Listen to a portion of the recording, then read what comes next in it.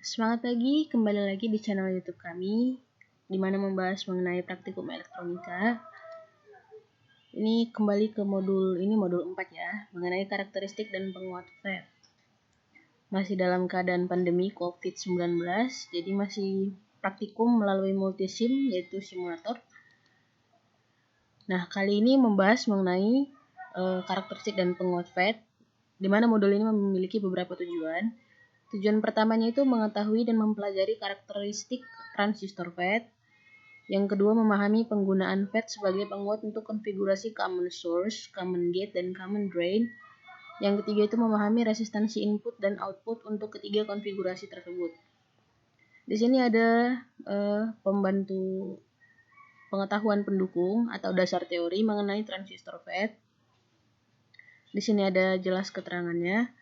Kemudian di sini ada kurva 40, kurva ID VGS, di mana kurva ID terhadap VGS dari data VT depletion type dan VT enhancement type.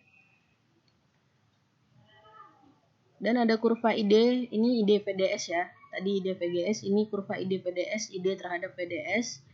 Dia itu mengandung arus saturasi atau trioda, tetap juga dipakai VT. Ini ada mengenai penguat FET. Diberitahu juga frekuensi sama amplitudo yang nanti akan diatur. Kemudian kita masuk ke dalam praktikumnya. Di sini pertama mengenai karakteristik transistor MOSFET, yaitu kurva ID versus VGS atau kurva ID terhadap VGS.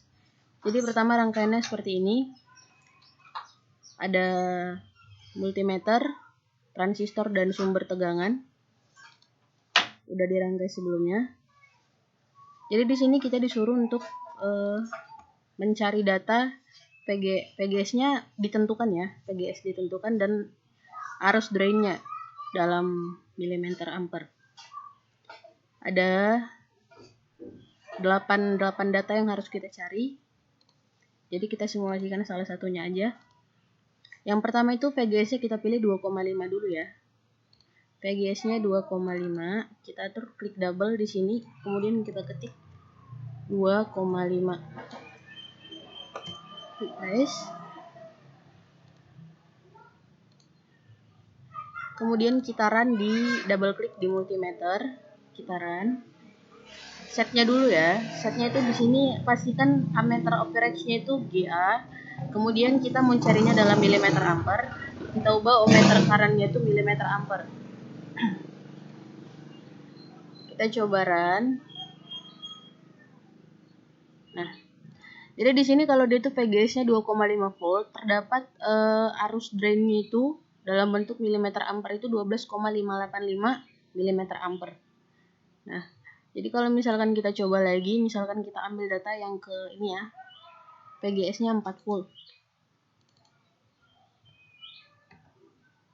Replace.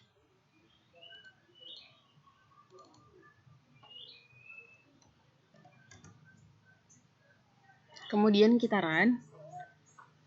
Makin besar ya di sini tadi 12,585. Yang tadinya VGS-nya itu 2,5. Jadi kalau VGS-nya itu 4 volt, dia dapat di arus drain-nya itu 200,757 mm ampere. Berarti semakin kuat VGS-nya, semakin kuat juga tegangan arus drain-nya ya. Itu dia untuk percobaan yang pertama. Di tabel yang pertama kita isi data, nanti dimasukkan ke dalam laporan, ke dalam hasil analisisnya. Kemudian kita disuruh membuat plot kurva karakteristik ID versus VGS atau ID terhadap VGS dan menentukan tegangan threshold-nya. Tadi ada di pengetahuan pendukung ya. Itu ada semua dijelaskan di dalam laporan. Nah, kemudian kita masuk ke dalam kurva ID versus VDS atau ID terhadap VDS. Ini rangkaiannya di sini ada 2 sumber tegangan ya, ada VDS dan VGS-nya. Nanti kita mencari ID-nya juga. Rangkaian karakteristik ID versus VGS.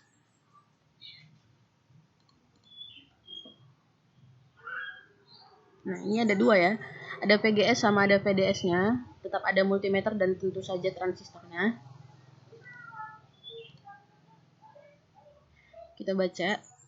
Tegangan PDS selalu catat arus drain yang dihasilkan untuk setiap PGS sesuai dengan tabel 2. Jadi di sini kita tidak hanya mengatur satu ya. Kalau tadi kita cuma mengatur PDS-nya aja. Di sini udah terdapat dua arus, dua sumber tegangan. Berarti kita mengatur PDS sama PGS-nya. Di sini ada beberapa data yang harus kita cari. Beberapa percobaan memastikan bagaimana kurvanya nanti, apakah dia semakin tinggi atau semakin rendah atau dia tetap. Nah ini, kita coba ambil data yang ini ya, PGS 3 aja dulu, PGS-nya 3. Kita atur PGS-nya, double klik, kita ganti jadi 3, enter. Kemudian kita ambil PDS-nya misalkan 4. PDS-nya misalkan 4. Enter. Nah, double klik di multimeter dan run lagi. Stop. Nah, di sini kita dapat arus drainnya itu 50,29 mm ampere. Jadi nanti di data kita tulis di dalam VGS 3 ini di kolom ini, kemudian di baris keempat ini di sini kita buat 50,29 mm ampere. Begitu seterusnya, kita coba ambil satu data lagi, misalkan di VGS 7. VGS 7. Nah, tadi VGS 7 kita ambil coba di PDS-nya itu PDS-nya misalkan 8. PDS-nya 8. Kita run atau F5 juga bisa. Nah, di sini dia dalam ampere ya, bisa kita ubah. Jadi kalau dia itu 1247 ampere, 1,247 ampere itu sama dengan 1247 mm ampere ya. Nah, jadi kalau dia itu VDS-nya 8, PGS-nya 7, terdapat arus drain sebesar 1247 mA. Jadi nanti di data kita, pada saat VGS-nya 7 dan PDS-nya 8, di sini kita buat data 1247 mA atau 1,247 ampere. Begitu seterusnya untuk mencari beberapa data ini. Jadi kita perlu banyak percobaan karena ini ada dua sumber tegangan dan kita harus coba-coba terus untuk mengetahui arus drainnya itu apakah dia menaik atau menurun, dan kita nanti bisa dapat resultnya sendiri kita buat di kurva. Jadi datanya ini sudah dilampirkan di dalam laporan, dalam hasil analisis. Ini plot kurva karakteristik ID versus VDS atau ID terhadap VDS ini untuk setiap PGS itu semuanya sudah dilampirkan di dalam laporan. Ini seperti ini nanti kira-kira mencari kurvanya terhadap titik kerja Q. Ini juga penentuan nilai GM dengan metode kurva ID versus VGS. Ada diberikan persamaan arus drain outline. Nah, kemudian masuk ke dalam penguat common source. Ini mirip seperti praktikum sebelumnya. Faktor penguatan di common source. Nah, rangkaiannya seperti ini ya. Rangkaian penguat common source.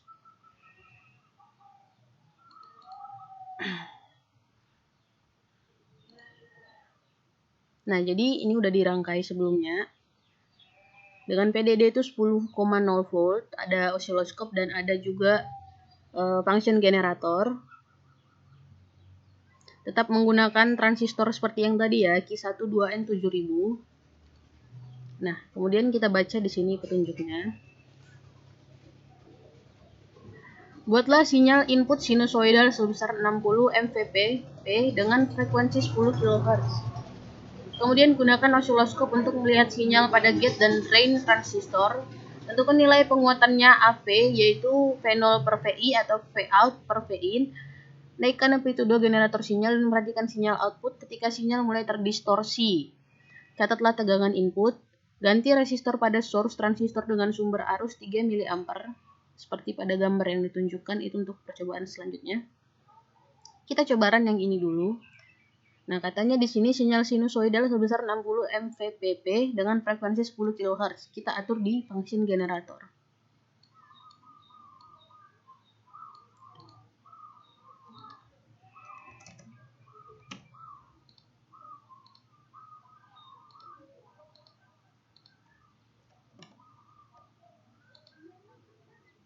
Tadi frekuensinya 10 kHz.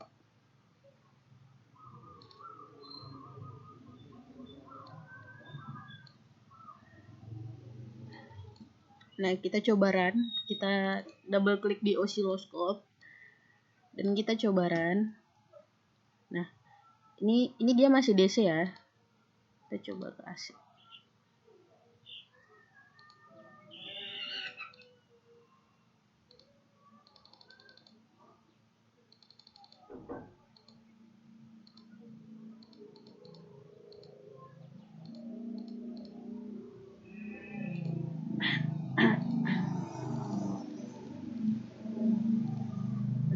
Jadi kurvanya seperti ini ya. Terdapat penguatan di salah satu channel. Yang tadinya begini dia menjadi lebih kuat lagi, berarti terjadi penguatan di transistor tersebut. Dengan skala yang sama ya. Ini dia dalam mode YT. Ini dia kalau dalam mode B per A atau XY.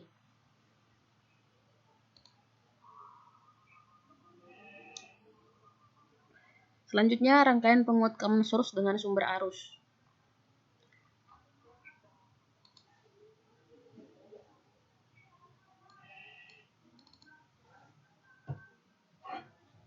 Nah, di sini rangkaiannya masih sama seperti tadi, cuman ada yang diganti yaitu ditambahkan sumber arus sebesar 1 ampere di rangkaian tersebut. Kita baca petunjuknya lagi. Berarti petunjuknya masih sama. Sinyal sinusoidal sebesar 60 mVpp dengan frekuensi 10 kHz. Tapi diganti dengan atau ditambahkan sebuah sumber arus sebesar 3 mA.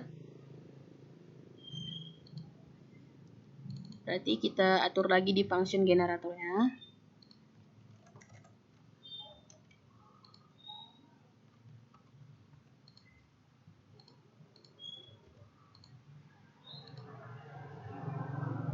Double klik di osiloskop seperti tadi, kemudian kita run.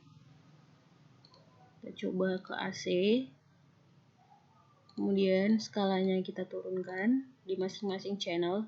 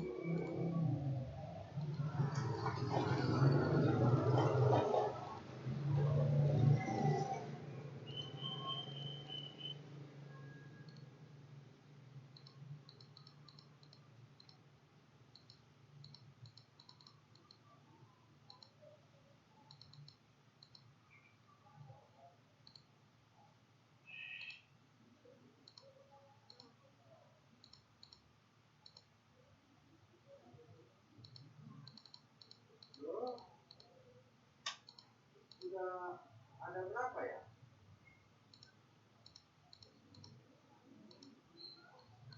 Nah, jadi di sini terjadi penguatan di antara kedua channel. Mungkin grafiknya terlalu seperti ini, dia grafiknya dalam mode XY sama seperti hampir sama seperti praktikum sebelumnya.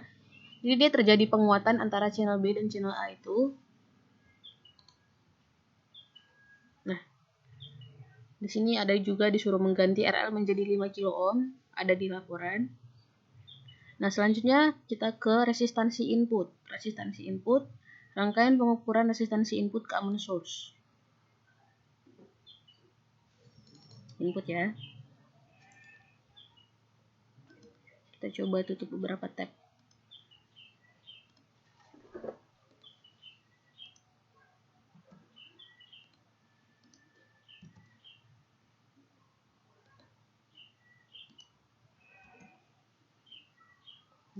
Rangkaian pengukuran resistansi input penguat common source. Ini udah ada rangkaiannya.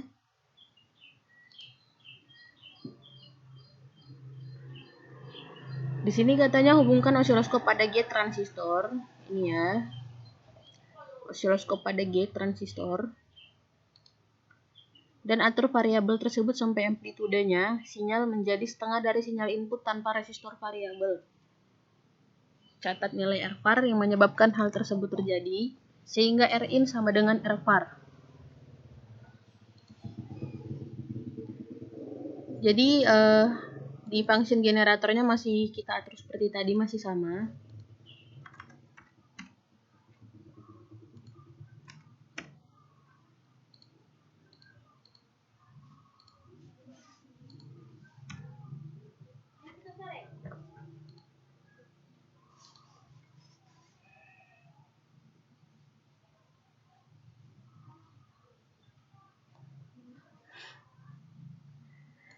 Kita double klik di osiloskop, kemudian kita run.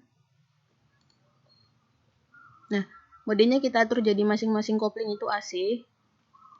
Skalanya diperkecil biar lebih kelihatan grafiknya.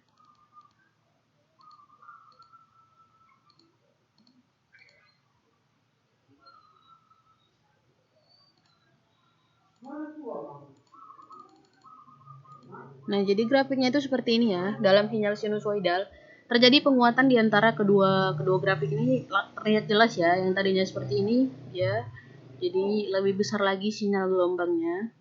Berarti terjadi penguatan di gate transistor tersebut, di gerbangnya. Nah, kemudian kita masuk ke resistansi outputnya. Tadi yang input, sekarang output di common source-nya. Rangkaian penguat resistansi output.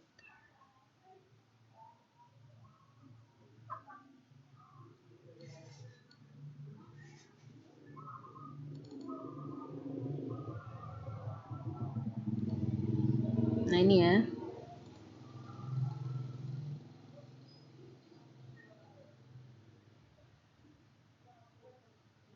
Di sini ditambahkan sebuah R5 sebesar 10 kilo ohm, resistor variabel. Nah, dibilang osiloskop pada kapasitor drain transistor. Aturlah resistor variabel tersebut sampai amplitudo sinyal output menjadi setengah dari sinyal output tanpa resistor variabel. Tetap sama, cuman ini dia R-out-nya sama dengan R-var. Kita atur lagi di function generatornya sebesar 60 mVpp.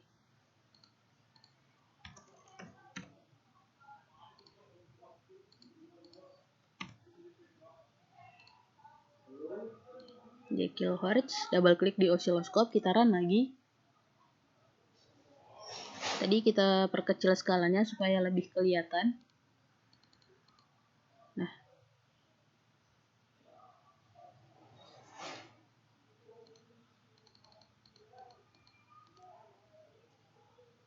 jadinya dia seperti ini ya rangkaiannya ya.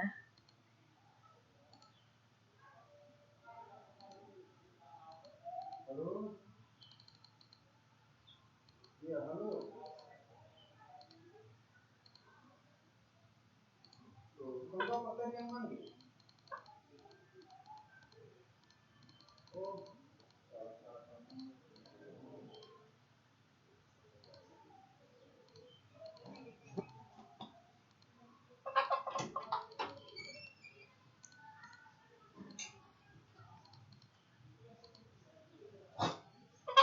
Di sini terlihat jelas ada penguatan dari grafiknya sendiri. Kita bisa lihat dari grafik pertama yang seperti ini jadi seperti ini, dia lebih besar landai sinusoidalnya.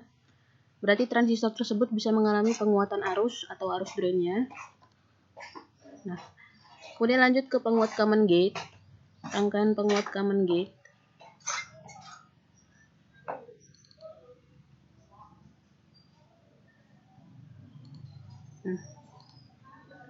Di sini instruksinya hampir sama seperti tadi ya. Percobaan faktor penguatan resistansi input namun menggunakan konfigurasi rangkaian 9. Rangkaian 9 itu rangkaian common gate. Berarti kita coba seperti tadi cara merankannya. Kita atur menjadi 60 mVpp.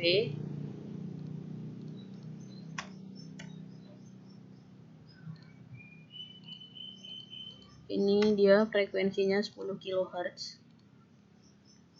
Double klik di osiloskop, di run. Seperti tadi, channelnya itu diperkecil supaya lebih kelihatan jelas.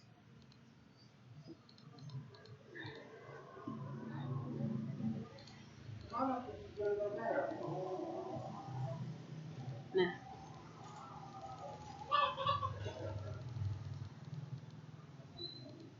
ini sinyalnya pertama agak tidak stabil ya, tapi terlihat jelas di sini terjadi penguatan di antara kedua sinyal tersebut. Yang tadinya dia seperti ini menjadi lebih besar lagi lembah dan bukitnya. Dilanjutkan ke penguat common drain. Ini percobaan yang terakhir. Ini common drain, rangkaian penguat common drain.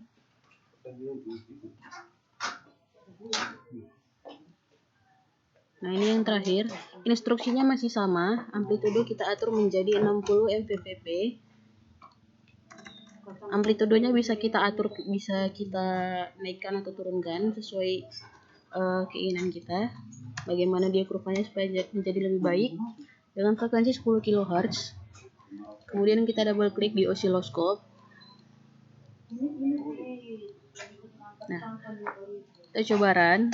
Ini dia masing-masing kopling harus AC ya. Kita turunkan skala masing-masing channel supaya terlihat lebih besar, lebih jelas dia skalanya atau grafiknya. Nah,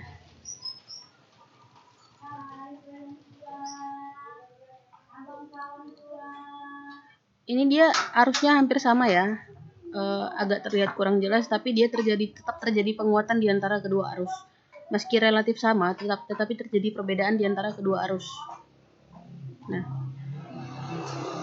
berarti transistornya itu bisa mengalami penguatan dari yang sebelumnya dia arusnya kecil 5.587 mV menjadi 6.079 mV.